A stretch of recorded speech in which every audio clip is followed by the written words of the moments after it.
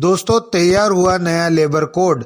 श्रम मंत्रालय ने नए श्रम कानून के ड्राफ्ट, रूल्स और एफएक्यू सार्वजनिक किए।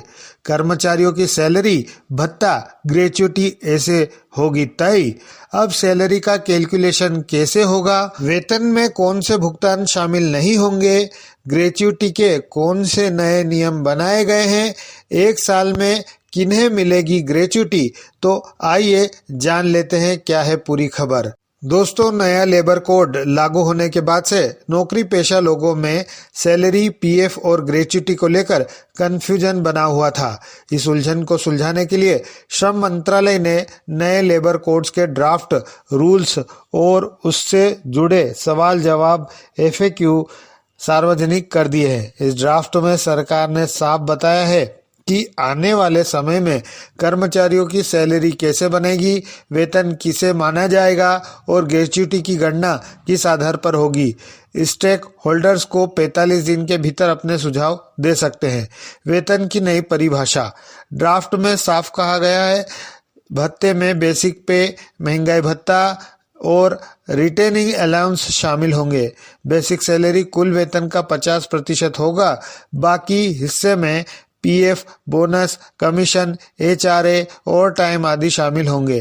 कंपनियां बेसिक सैलरी को कम व अलाउंस को ज्यादा रख वैधानिक देनदारियों से नहीं बच पाएगी, जिसका फायदा पीएफ और ग्रेच्युटी में मिलेगा। सैलरी का कैलकुलेशन कैसे होगा? दिशा निर्देश के तहत अब न्यूनतम मजदूरी दैनिक आधार पर तय होगी और फिर एक स्टैंडर्ड फार्मूला यूज करके इसे प्रति घंटा और मंथली वेजेज में बदला जाएगा। इसकी गणना एक सामान्य कामकाजी वर्ग के परिवार की जरूरतों को ध्यान में रखकर होगी। इसमें भोजन, कपड़े, घर का किराया, ईंधन, बिजली, शिक्षा, मेडिकल खर्च और अन्य बुनियादी जरूरतें शामिल हैं। केंद्र सरकार एक राष्ट्रीय न्यूनतम मजदूरी तय करेगी। कोई भी राज्य इसके नीचे का आंकड़ा तय नहीं कर सकेंगे। कौन कौन से भुगतान वेतन में शामिल नहीं? ड्राफ्ट में यह भी साफ कहा गया है कि कुछ भुगतान वेतन का हिस्सा नहीं होंगे। इनमें परफॉर्मेंस आधारित इंसेंटिव, हिसाब्स, वेरिएबल पे और रीइंबर्समेंट आधारित भुगतान शामिल है। इसके अलावा लीव इनकैशमेंट को भी अलाउंस का हिस्सा नहीं माना गया है। यह स्पष्टता इसलिए जरूरी थी क्योंकि कंपनियों और कर्मचारियों के बीच इसको लेकर काफी भ्रम था। ग्रेच्युटी के नए नियम।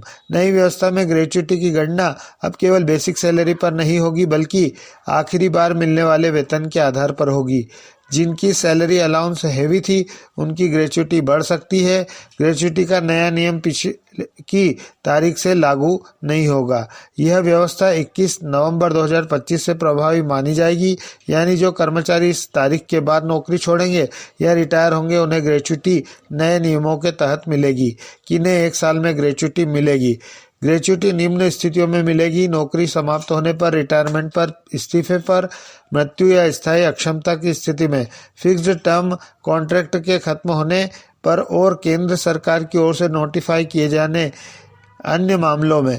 फिक्स्ड टर्म कर्मचारियों को 5 साल इंतजार नहीं करना होगा। उनका कॉन्ट्रैक्ट पूरा होता है तो 1 साल की सेवा के बाद ही ग्रेच्युटी का हक